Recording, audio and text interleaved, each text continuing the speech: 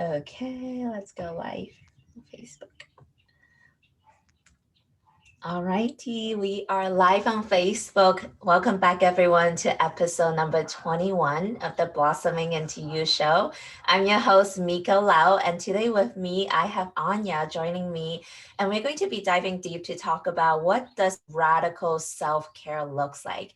And this concept may seem pretty common, but it's such a core foundation to anything and everything that we do.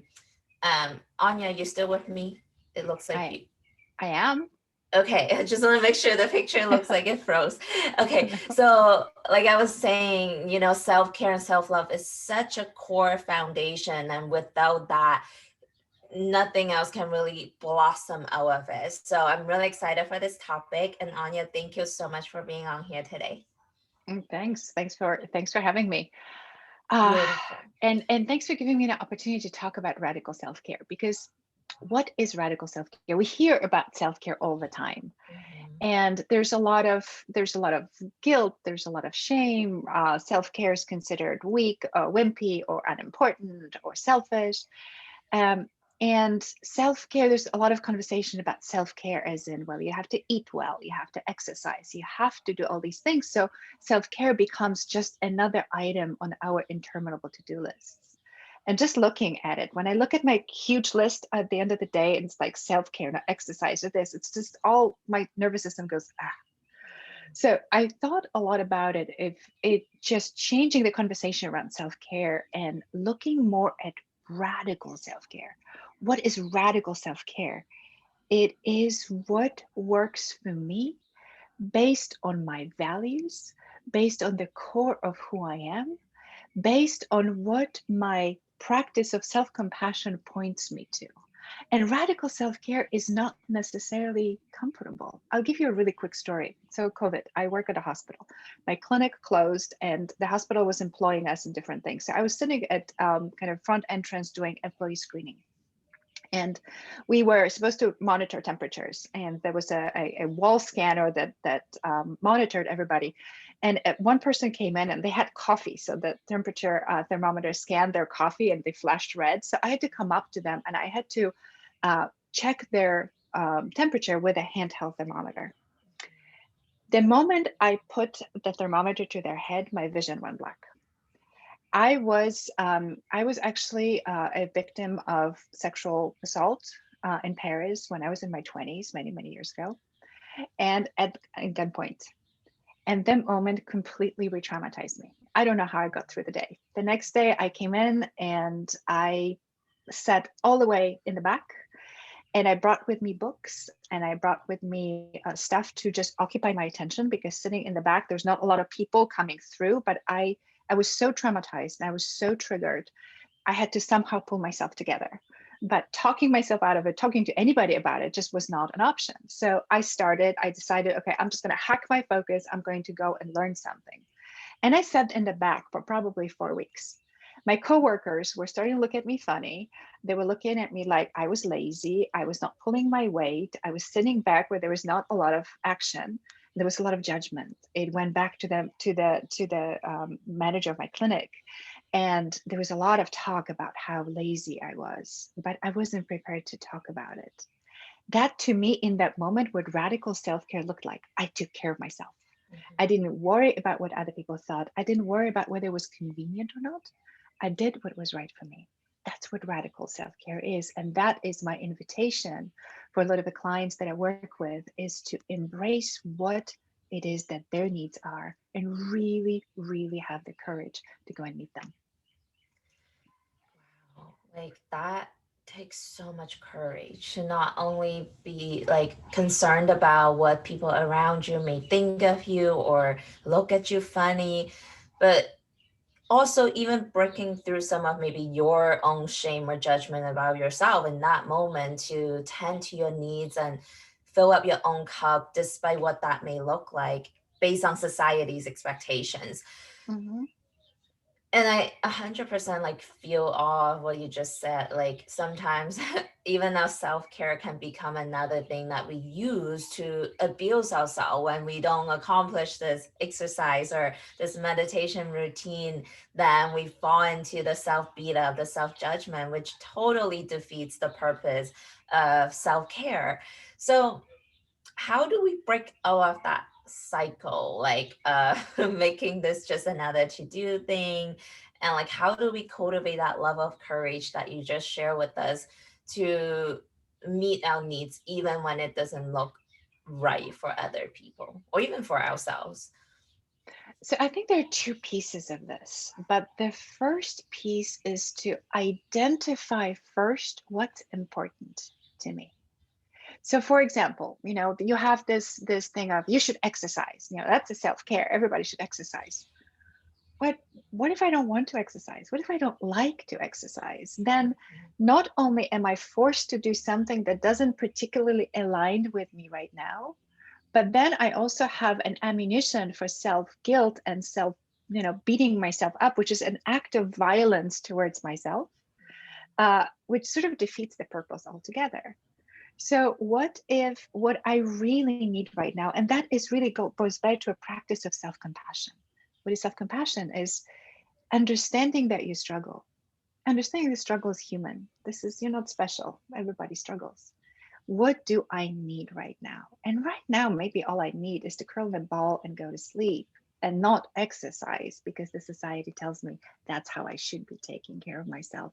So I think a lot of it is communicating and connecting to what is true for you in the moment.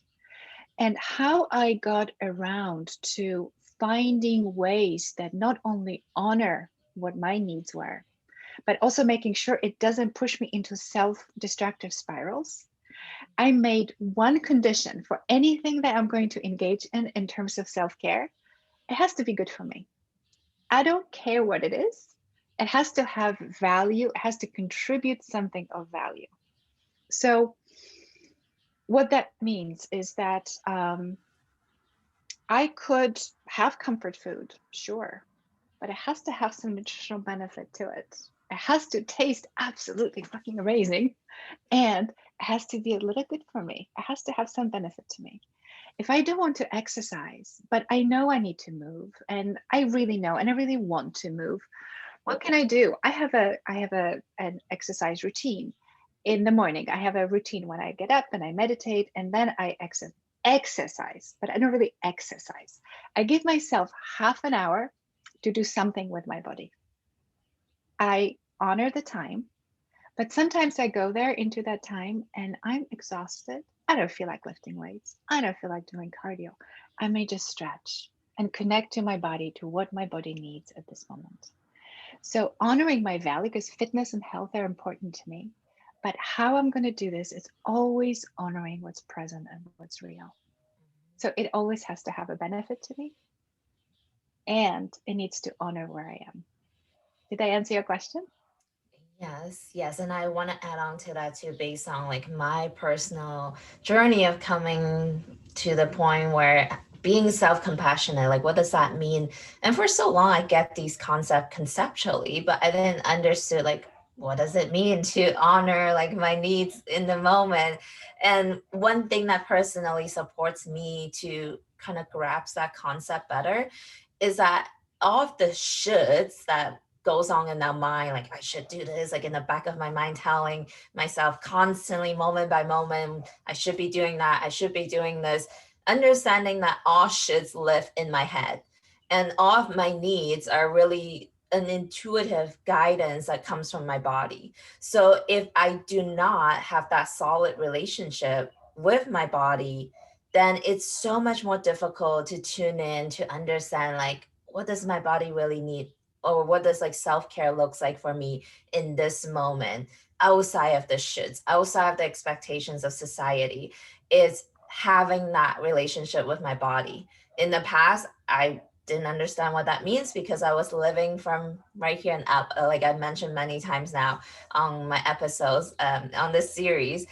It's like when we are living in the head, it's so hard to know what my body even needs. So all of my self-care used to be like based on what people say, exercise is good for you, or you must meditate 30 minutes a day, whatever that looks like. And not saying any of those are not good for us, but like you said, there are just days and moments like today. I just woke up, my whole body is like sore and tired from dancing, from pole dancing, and I decided to not go tonight, and that's okay. But then I did caught my mind like kicking in and be like, no, Miko, you gotta work out today. And so it's like a constant, it's a constant process, but building up that muscle of like listening to the body, and it doesn't happen overnight. Yes, and and I invite everyone to think broader, as in it's not just diet, it's not just exercise, it's not just meditation, but it's connecting moment by moment to what's true. And sometimes it can be as simple as I'm fuzzy thinking, like, have I drunk water? Drink a glass of water. Sometimes someone may ask you for something, and your inclination is to say yes and pile up more things on the calendar. And you feel a little anxiety coming up when someone asks you, and you recognize that anxiety in your body. You said, you know what? Not today. Today, I'm going to say no. That's going to be my act of self care, saying no. Or today, I'm going to fix my hair. Or today, I'm not going to fix my hair. Today, I'm going to do makeup. Or today, I'm not going to do makeup. All these things are acts of self care. When you notice resistance, when you notice that something is just not right, just go there and say, what does this part of me need? And it doesn't have to be long. It doesn't take any money. It doesn't have to take any energy. It can just be responding moment by moment by moment to what is true for you, what's your body communicating. 100%. Like all of these things that we mentioned earlier, like the exercise, what we eat, do we meditate or not, those are almost like the very external layers of self-care. Mm-hmm. But like you said, it starts with in the present moment, like the intimate relationship I have with myself internally, like my emotional experiences, what thoughts am I entertaining, what thoughts am I indulging in. And for me, self care looks like a lot of relax and releasing when I'm caught in that like spiral of this like nonstop mind chatter and self beat up. It's almost like I just take a deep breath and I step back and I watched a movie like, wow, this is unfolding inside of me right now. How exciting and how entertaining it is versus like going in there trying to like fix it or resist it or judge it or make it look a certain way, which only adds more like grip on that and like more power to these thoughts and emotions. So sometimes self-care, I mean most times self-care like in the moment looks like to me just stepping back and let it do its thing. And I would like talk to my mind, I would talk to my heart and be like, hey, you are more than welcome to think whatever thoughts you want, to feel whatever you want. No judgment, I'm here for you.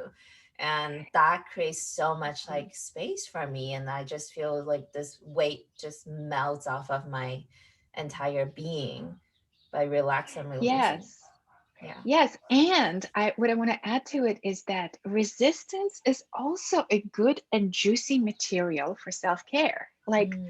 okay, so I want to exercise and I'm not exercising and I beat myself up about it. So the invitation here would be like, what is it that makes me beat up about myself about it? Is it an external belief that I should be doing it? Or is it truly internally driven? Like I want to do it for myself, but there's something that holds me back.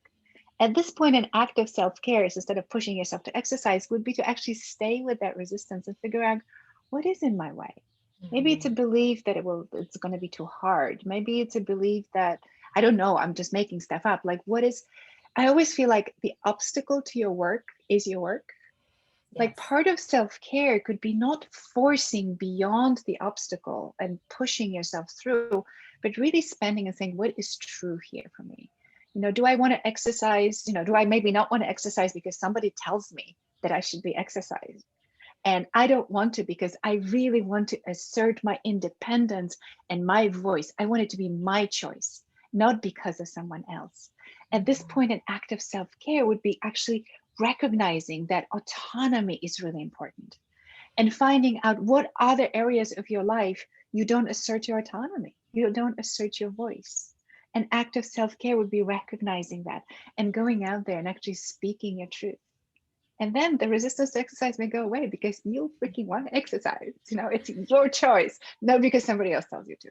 So obstacle to your goals are also juicy places to look for opportunities to expand and grow and care for yourself. Mhm. Yeah, it's all an opportunity to, or an invitation for us to get closer to ourselves, to get more intimate, Mhm. and it's beautiful, such a beautiful journey. And I 100% resonate that like the obstacles are the work that we get to do. And life is not, for me, life is not about accumulating things for us to feel a certain way, but it's about peeling back, letting go all that's not who I am, or what is true to the core of my being. And then everything that I desire, the joy, the fulfillment, the ecstasy, the pleasure, the bliss, like the materialistic goodies, like all of that just is naturally already here. Like it's just the blockages that are preventing me from accessing those or even seeing them or receiving them. So the work, it's all for me and the clients that I support with, it's about letting go versus what do I need to add more, like more self-care, Mhm. more success, and more of everything. Like we don't need more, we already got it, it's about letting go. Yes. And I'm always that and kind of person. It's okay to feel bad too. That is sometimes an act of self care is to allow yourself to get through your difficult moment by going through your difficult moment. You Mhm. feel miserable. Sometimes it's not care, does not look like I need to pull myself out of that misery. Sometimes it's I really need to feel it to completion. I need to yell. I need to cry. I need to soothe myself. I need to do whatever I need to do to get to the other side. So, again, self care is not about always feeling good. Self care is just about honoring your humanity and allowing yourself to be all of that beautiful, nuanced. You cannot have like shadows and beautiful textures if you just have light. So it's part of who we are. It's self-care is just loving all of that juiciness that lives inside of us. And to summarize all of that, it's just do what feels right for you. Like Hmm. for you only. We live so, like so many of us are living a life based on what's right for everyone else. And then when it's out of alignment to what we want, that's what creates the depression or like the challenging Hmm. emotions. And radical self-care would look like doing or being or expressing whatever you get to express, like that's right for you not anyone else, not even like from Anya and I, like listening to this conversation, we can share all kinds of insights and wisdom, but don't even listen to that if it's not right for you, right? And it doesn't make you wrong, it doesn't make you terrible but it is your truth, and self-care is whatever it's for you, not for anyone else. Absolutely. I so agree. Like not listening to anything we say because it doesn't resonate is active radical self-care. Yeah. Yes. Yes. Yeah, and that, I mean, if that's what you took away from this whole conversation, like that's it, it's like, and so easy for women like us who are so ambitious, even in our paths of self healing and transformation. I'm speaking for myself, like I get it. I know how easy it is to like look up to a teacher or a mentor, a coach, and be like, I gotta do things exactly the way she did because she has the success, she has everything that I want. But it just doesn't serve us ultimately to have that mentality. And it's good to pick like what works for you, but be mindful of like crossing the line where you start beating yourself up if it's not exactly the way it looks like based on what others tell you. Yes, that I so agree with you. I always had a resistance to working with a teacher Mhm. because I never knew where the teaching ended and personality began. Mm. So that's my invitation is like really, really check with your nervous system. Like, is this really resonating? Or maybe 70% of what she's saying is resonating. Go really pick and choose what works for you because it's not about any one of us. It's all about you. Yes. Beautiful. So, Anya, as we are wrapping up for this Mhm. amazing conversation, what are some last couple like tidbits you would like to share with our women tuning in today?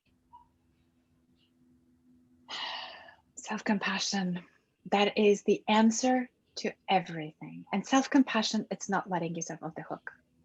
It's not giving up or giving in or accepting whatever lot you have.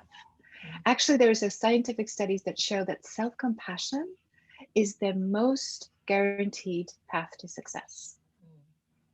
Look up at Stanford University. They actually have a compassion institute. There's a lot of research about it. Self compassion is the prerequisite to success. It's the happiness that paves the way. Happiness is not the goal, happiness is the path. Mhm.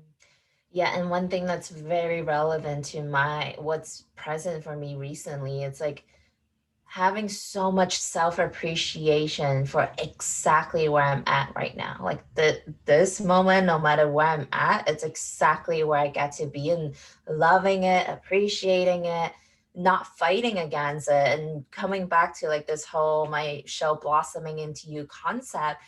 Imagine like as we witness a rose blossoming and blooming like in those beginning stages, like if I were to beat it up, judge it, be like, why are you, this little stem and there's no flowers, there's no petals. Like if I were to beat it up and judge it and create this like toxic environment, it's not gonna bloom. It's just not. It can feel Mm-mm. it, So it's the same concept: self-compassion and self-love and self-honoring, self-appreciation. That's what gives the flower the nutrients and everything that it needs to naturally blossom. And everything I that's resonate with me. It's usually from Mother Nature. Like we can just look Mm-hmm. outside and learn a lot from that. Yeah. Yes, absolutely. All right. Well, thank you, Anya, for being on here today. Such a Thanks. blessing to have not only the work you're doing for yourself, but the work you're doing for your clients and for us today. And also want to acknowledge everyone who did tune in today. Thank you for dedicating time for yourself to listen to something that gives you pleasure, gives you life, gives you just this resonating good feeling. And if not, that's okay too, right? Like if it didn't Mhm. resonate with you, that's totally perfect.